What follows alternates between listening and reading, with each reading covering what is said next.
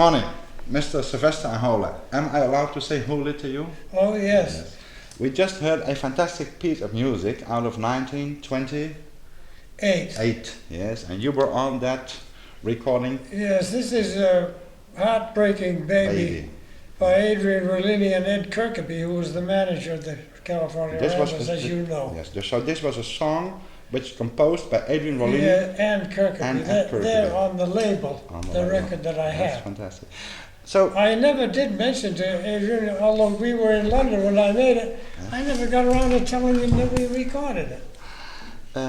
It's just a fantastic thing. So composition, Adrian Rollini, Ed Kirkby. Sylvester, you tell your name and say the date and place where we are. Yes? Oh, my name is Sylvester Ahola. Yes. And in Finnish it's Sylvesteri Ahola, in case there are any Finnish listeners.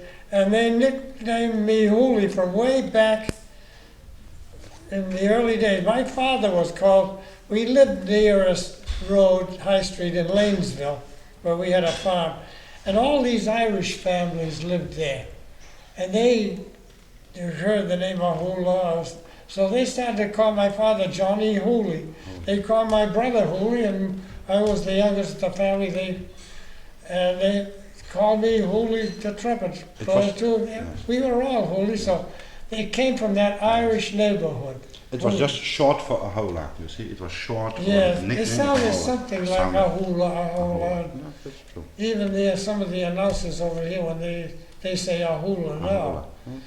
But in the... so the place is where we are now.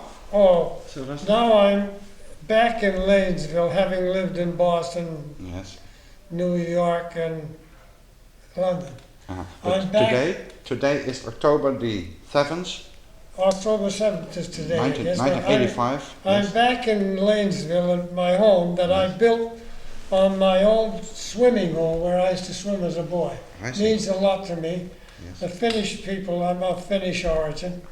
My father and mother were both born in Finland. I was born right here in Lanesville. Yes.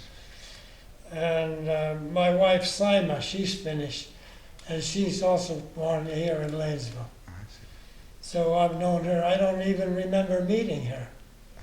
That long ago. Am I talking too much here? When you started taking up the trumpet, Sylvester? Well, very early? First of all, my sister was 10 years older than I was, and I was probably 6 years old. And she had a boyfriend that was a drummer in the Waino band. Yes. Wainola band, that was the Finnish band, all Finnish people. And it was the Temperance Society band. He was a drummer in there, so he used to visit my sister, and he taught me the rudiments of drumming, snare drum, at the age of 5 or 6. So then at the age of 8, I made myself a homemade bugle out of a rubber hose and a funnel that they put kerosene in the lamps and stoves. And my people thought, gee, I sound very good playing those bugle calls on that circular trumpet. So they got my sister, who by that time was working for a band leader named Teal, a concert band in the early 1900s in Boston, T-E-E-L, Tear Easy Easy Love, Teal's band. And she was in the office. So she went down to Hanover Street in Savage's store, and they bought me a cornet for $10. That's great. That's how I started, at the age of 8.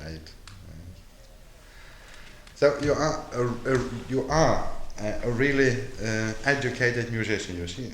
You were a fantastic sight reader, let's say, by the time. In these bands, you see, there were 2 bands in Lanesville.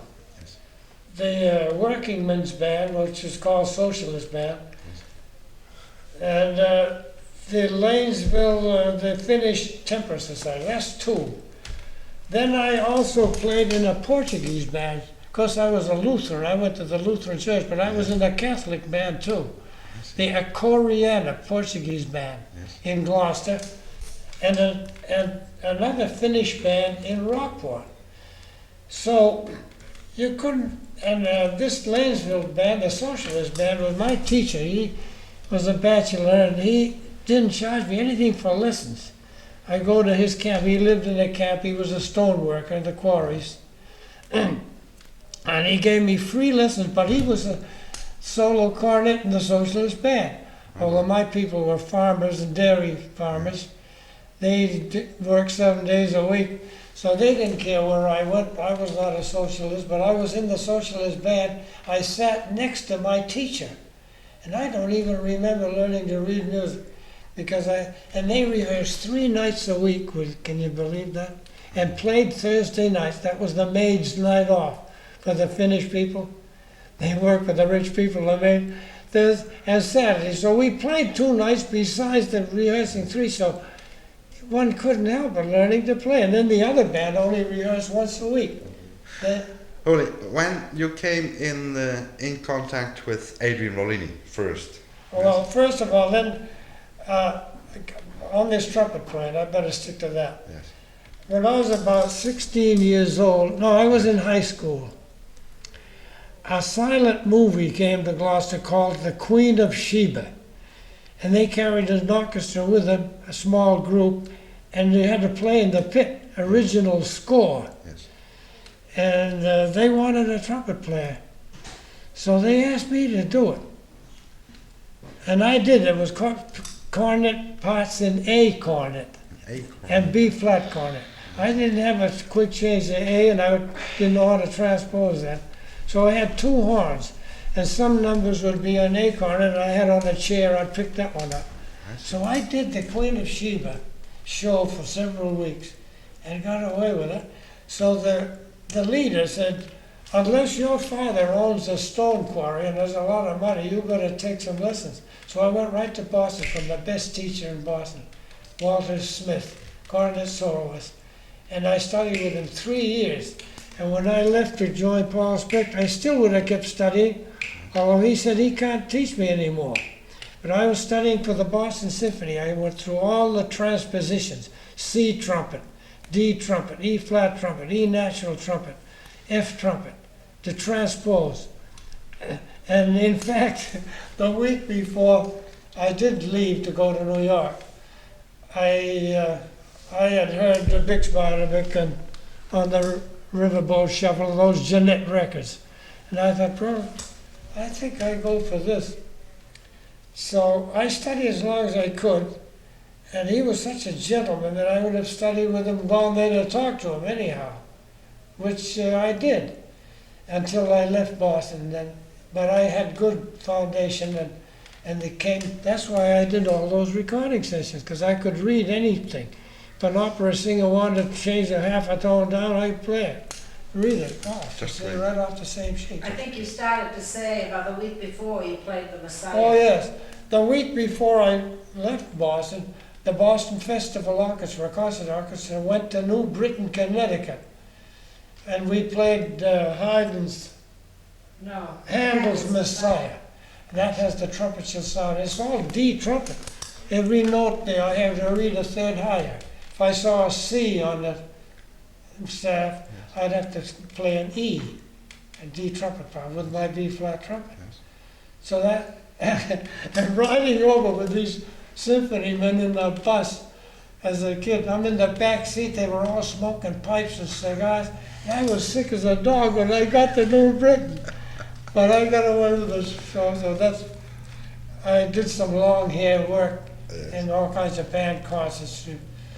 So I was exposed to following the stick, like Cavalry Port and Peasants, and all the Viennese waltzes and unfinished symphony, whatever the bands played. Just a minute. Sylvester, you are still in Boston, but you heard the records, the Jeanette records of Big Spider records. You were, Oh yes. and then you came in touch with a complete new world, I would say. From here I joined a band named Frank Ward in Salem, not far, but I had to leave home and live outside. That happened to be, I had other offers from other bands. I'm glad I didn't take it. It was a modern band. Then they had the Big Spider records, you see. And It was Frank E. Ward. And if you notice Rhapsody in Rhythm, that's on that Finnish record, Yes. an LP, I don't know whether you've heard it. That's been put, and it's on the Ray Starita album now. We recorded it in London, Rhapsody in Rhythm, that Frank E. Ward wrote, good musician. So I was lucky to join that band. I was with them 2-3 years. And then from that band, I went to the American House, my first real good job, where they had 2 orchestras in Yes. Boston, in a hotel. And that was the Henry Franks Orchestra. Oh. Let's see. Right now. Well, I'm in the American House now, and after that band, I had a job for the summer with Lou Calabrese in Newport, Rhode Island, from the American House. And Lou Calabrese was a society leader, very handsome man, good looking. He later changed his name to Lou Breeze, and he's the famous Lou Breeze from Chicago. Nice. Later he became Lou Breeze, but his name was Lou Calabrese. I worked with him one summer in Newport, Rhode Island, Yes. and we had a battle of music with Paul Speck, and he heard me. Yes. That's how why he hired me. So then I came back to Boston and joined Ruby Newman, a famous society Yes. orchestra in Boston. Yes. His very first orchestra at the Spanish Room of the Hotel Buckminster. A nice job. And that's where I was, and I kept getting telegrams from Paul Speck. He wanted me to come to New York. Finally, I left to Ruby Newman. That's how we got to New York.